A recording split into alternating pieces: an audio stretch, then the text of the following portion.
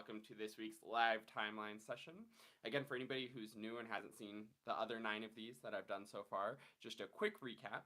This is me playing through the mastery timeline from the Next Generation Clarinet method, which is my method book and whole program. It has the actual method book that has all the exercises and things that I think are the most important to really master when it comes to playing the clarinet.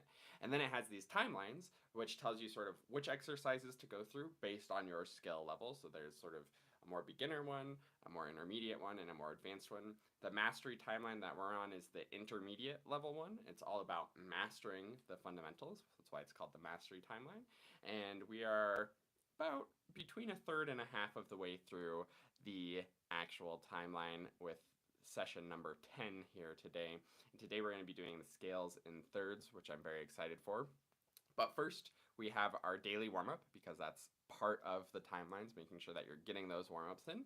And those start with just some nice scale long tones. So let's get started with some long tones.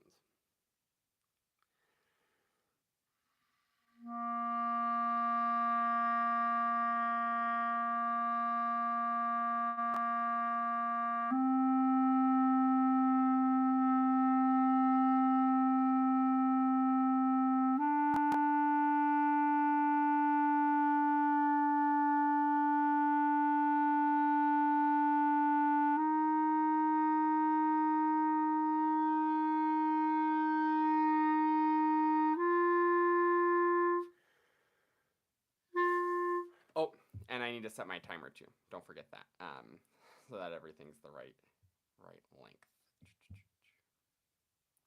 And on these long tones, making sure that I'm always experimenting and finding the very best sound quality that I can, not just letting it sort of come out however and just saying, well, I played my long tones and that's good.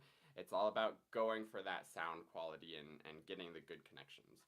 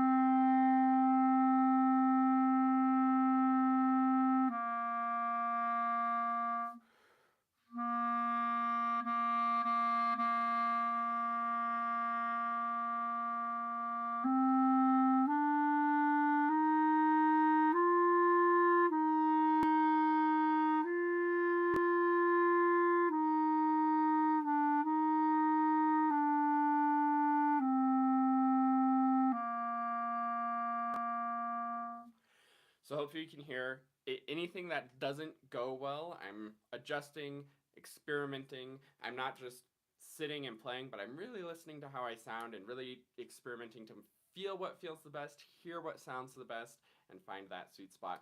I also tried doing it a little bit faster to get a little bit closer to how music actually works in real life and see if I can keep that good quality at the slightly faster speed. Now I'm going to go on to the next line and do some different notes.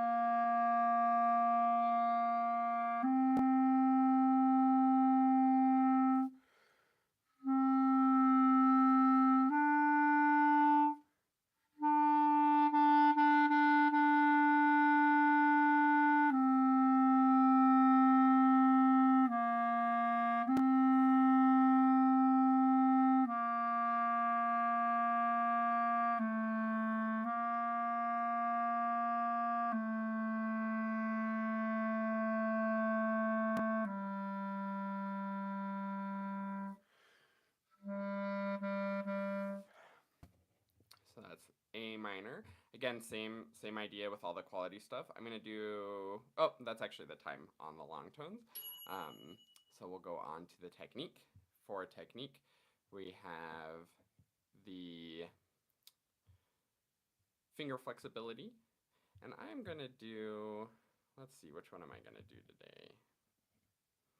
I'm going to do number 4, the climbing up pattern. I think I did number 1 last time. So the climbing up pattern, really working those good snappy fingers really well in time, and I am going to do it with a metronome today. Less focus on sound quality, more focus on good fingers. I'm also going to try to push the tempo just a little bit, but still focusing on good quality, of course.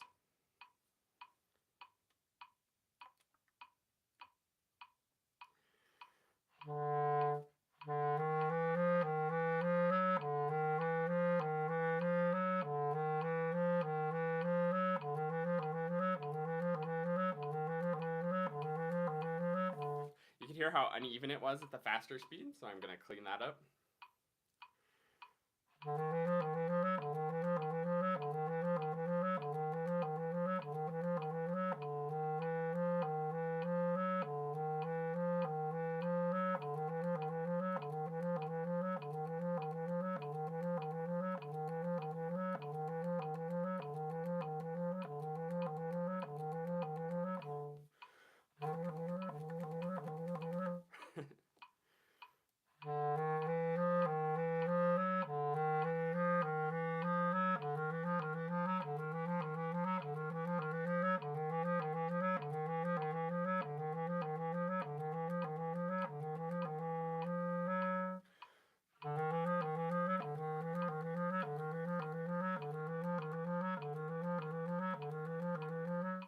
And as I'm doing all of these repetitions, I'm trying to bring a real good conscious awareness to what my fingers are doing. Every single individual finger, like how is this finger moving? Are any of my other fingers tensing up? Really making sure I know where everything is. But yeah, I'm going to go on to the next measure now.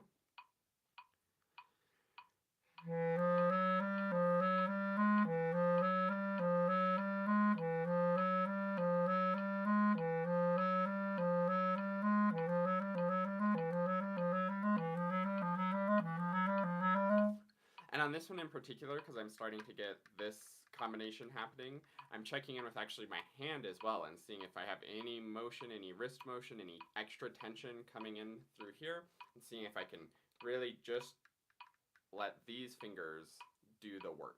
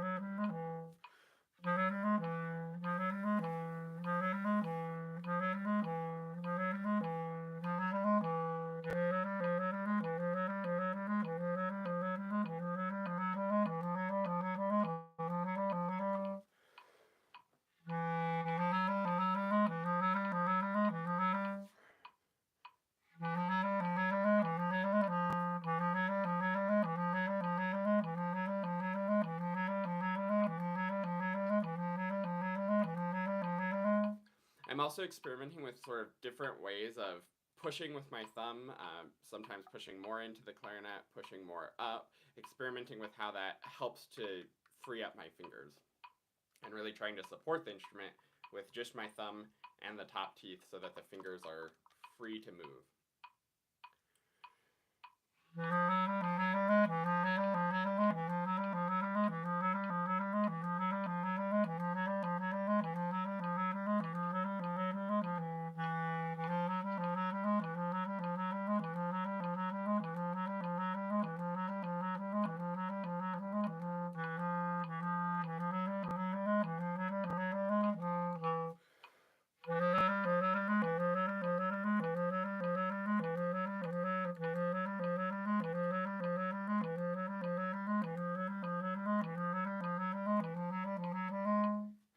And I'm going to actually combine the first two measures, which isn't something that I normally do, but I think it might be beneficial to, again, work out all of these pinky stuff.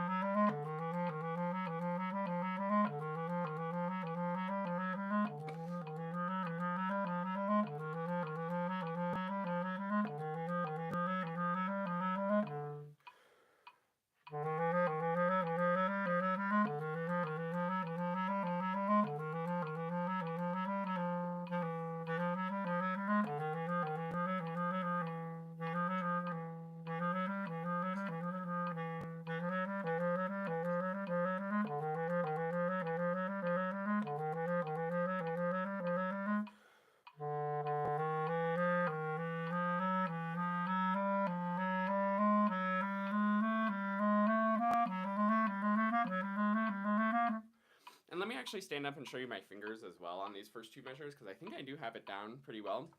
And it'll be good for me to see if I can do it while standing up as well.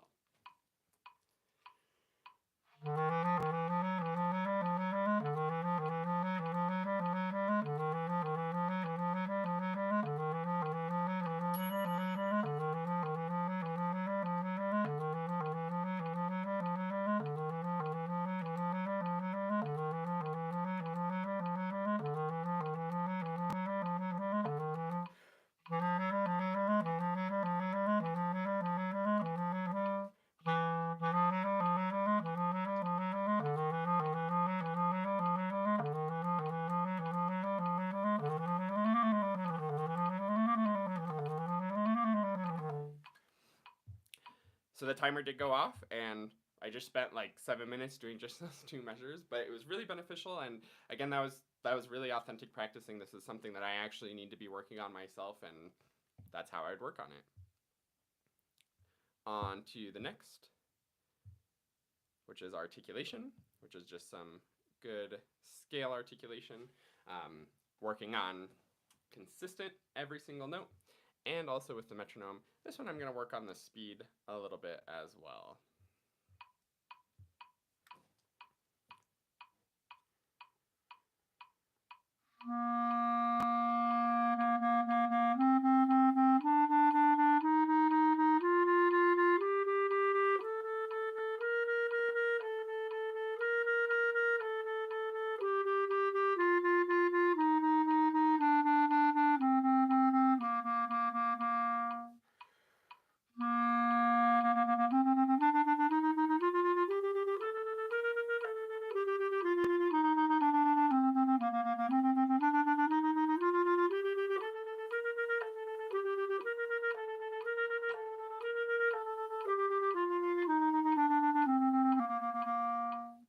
So even as I'm going fast, still working on really consistent quality, consistent note shapes, consistently hearing every single note as we go. Now I'm going to try it 2 octaves to just sort of extend the exercise a little bit here.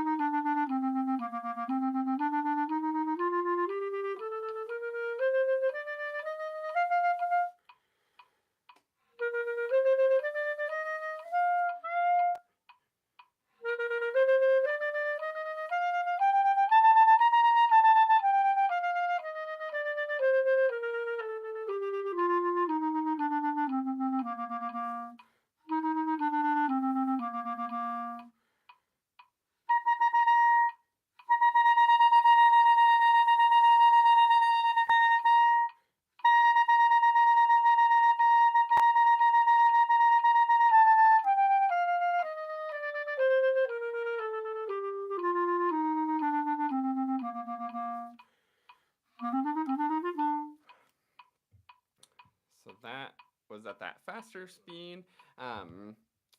Let's try pushing the speed a little bit more just for fun.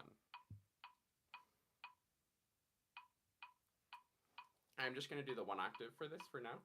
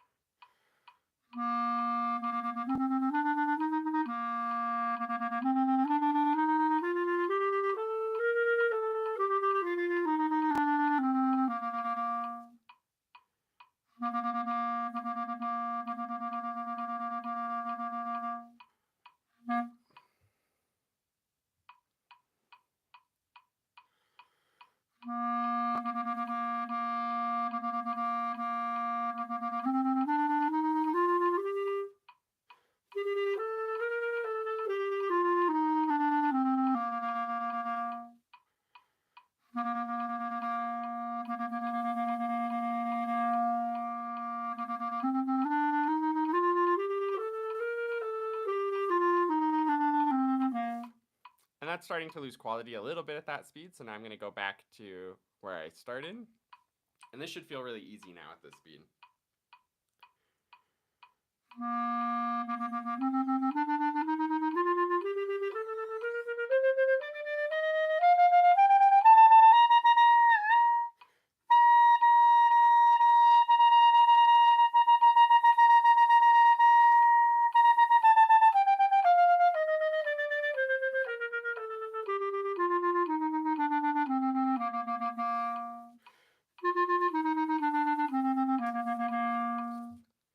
And you can hear I'm doing those little like glitz.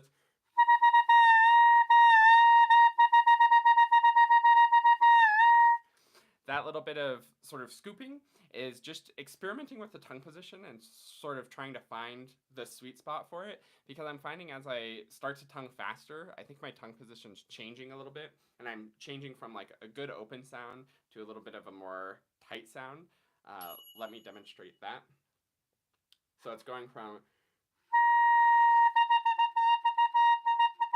where as I start to tongue, it starts to squinch up a little bit. So I'm trying to keep the good tongue position from the good sound quality, and that's sort of why I'm doing that little bending to sort of feel where my tongue is.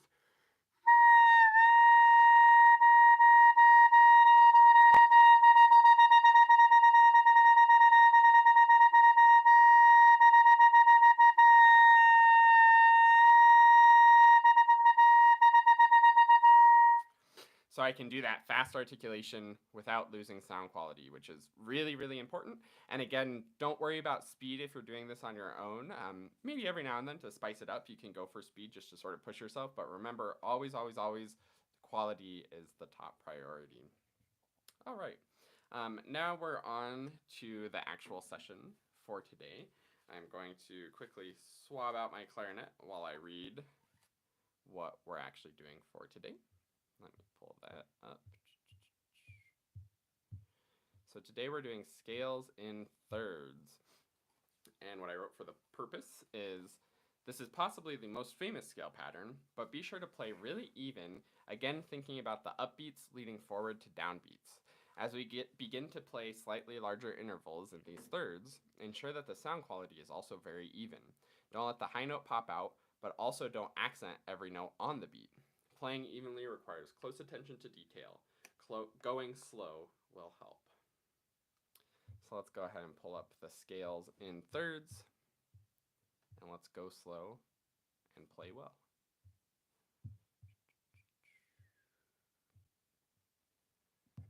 All right, so we'll start with C major, and of course do it with a metronome. I'm going to go a little bit more relaxed with the metronome so that we can go slow and hear that evenness. Actually, I'm going to go even a little slower than this.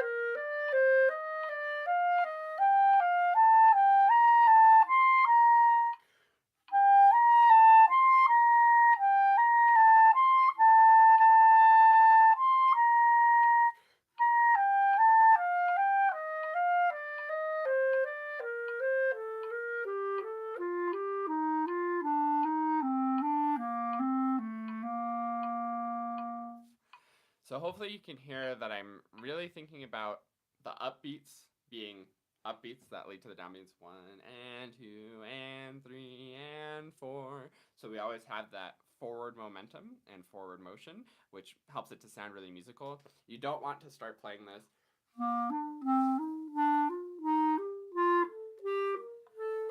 which can be really tempting based on the way it looks, where you're sort of doing that scale and then it goes up.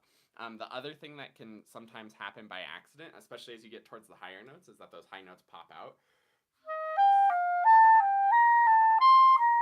Especially that high D on this one is really tricky.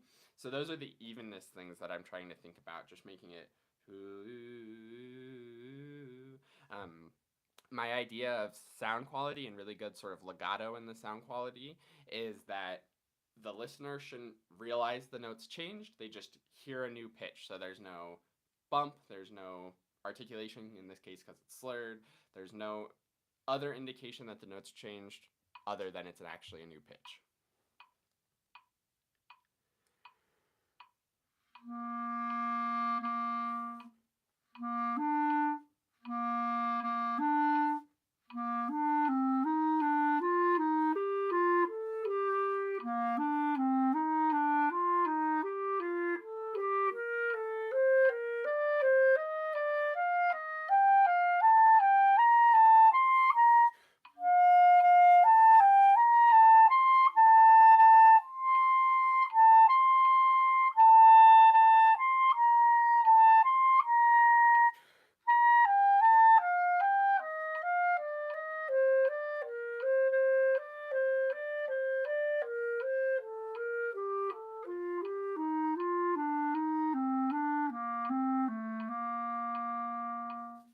And again, this may sound super simple the way that I'm playing this, but if you can sort of become obsessed with doing the simple things really, really well, that's going to make the biggest difference in your playing.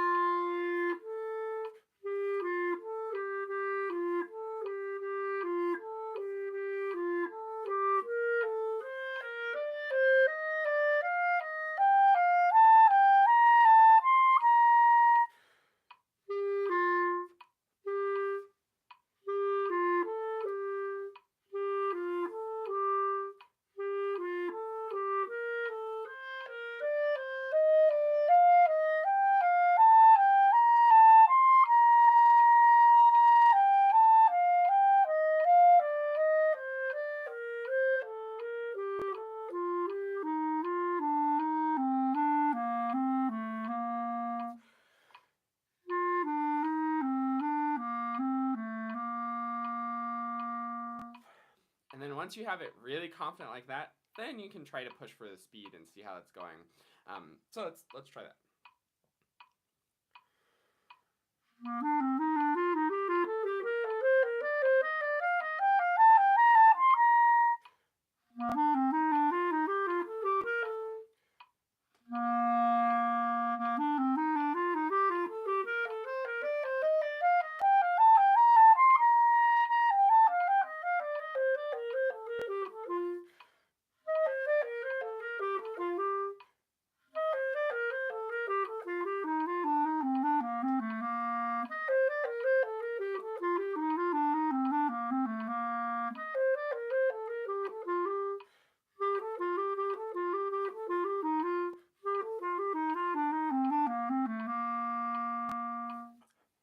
I'm pretty happy with that. I'm going to go on to the next key.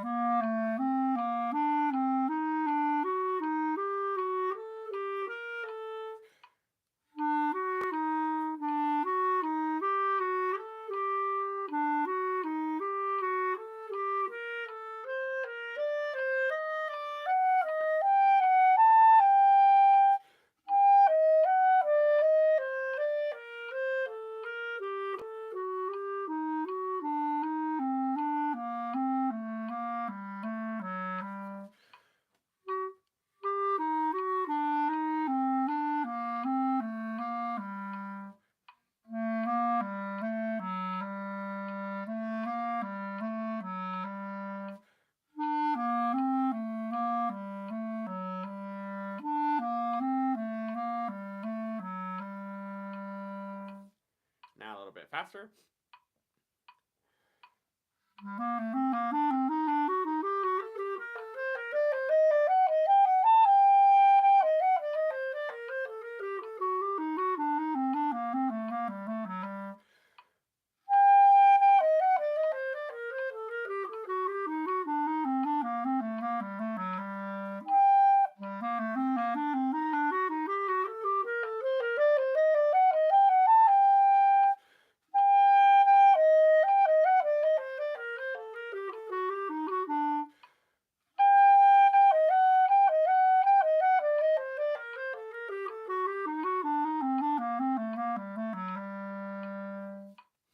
I'll give you a hint that the trick to playing super duper smooth and getting nothing bumping out and having true evenness comes down to, one, being just as steady as possible with the embouchure and the air. I think sometimes we try to overcomplicate things, like, oh, crossing the break,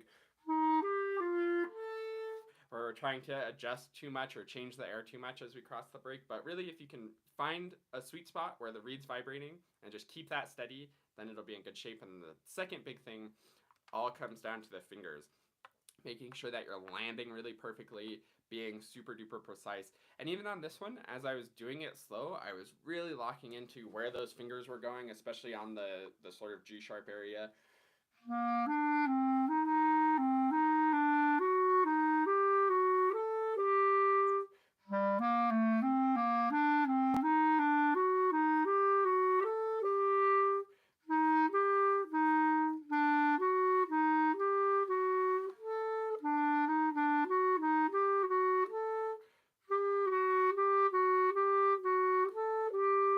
Trying to keep the motion as minimal as possible through all of that while keeping this all steady and good. And then the other big part of the fingers is not just landing really confidently and comfortably, but moving very snappily so that you're not getting where it's sort of mushing through things, but it's really, it has that good snap to it. Nice, let's go on to the next key, which is a melodic minor now. So I guess it's the same key, but different variant.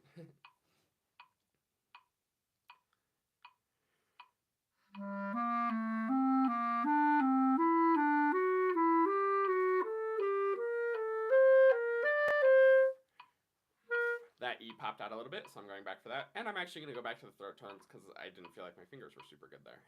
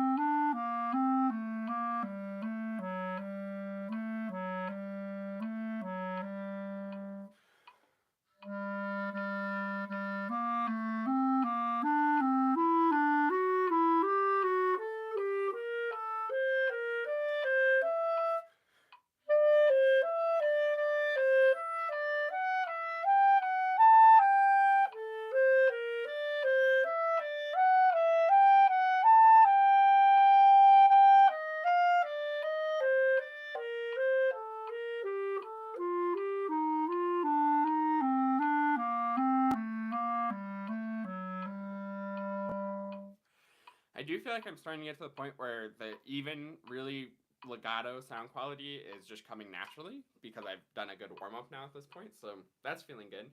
Now I'm going to keep dialing in the fingers and try it faster.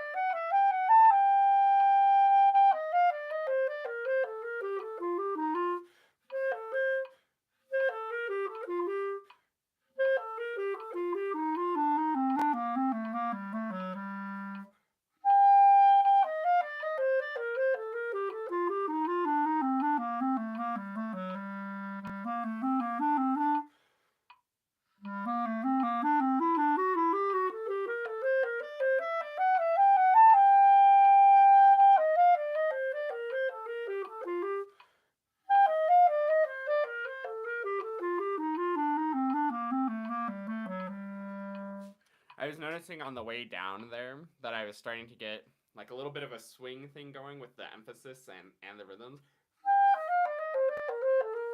Whereas a little bit like that, so I did it again to smooth that out. Again, because the quality and the evenness and the legato and the finger coordination, like all of that stuff is super duper important. And again, the more you can get into those little fundamental things on these easy exercises, the better off you'll be as a player in general as you go to approach more difficult things. And if you can take whatever tricky run you have in your music and approach it in the same way as you're doing just these simple scale and thirds of just really easy, really quality finger motion, really even sound quality and even rhythms, then the stuff in your tricky music is going to be as easy as these easy patterns. So that's sort of that underlying fundamentals that we're always going for. And that is our time for today's session. So now I'm going to fill out my little reflection for today. Let me pull that up. I think the thing that I was really noticing in the reflection is it just feels really good to actually take this much time to work on the fundamentals. I'm also going to make a note that I only did C major and A minor. So I certainly could come back to this for my next session and work through some other keys, especially if maybe there's a piece that I'm playing that's in a particularly tricky key, perhaps E major or something like that. I could come back to this and do it in E major, and that would be very productive to really dedicate the time. Like 15 minutes on like the simple stuff feels good. So that's what I'm putting in for my reflection. I think my fingers and sound quality stuff are really starting to lock in. So that's something that I can try to recreate next time I do some scales and thirds as well. So that's it for today's live timeline session. I hope that you enjoyed it. Definitely, even if you're watching the replay, feel free to ask questions. Definitely leave a like if you found this to be interesting and helpful. I think I am definitely going to finish out the mastery timeline, and then we'll see where we go from there. Maybe I'll go on to the other timelines as well. We'll see, but we still have quite a few weeks left of this timeline, so we won't be running out anytime soon. So thanks so much for watching, and I look forward to seeing you hopefully next week for the next live timeline session.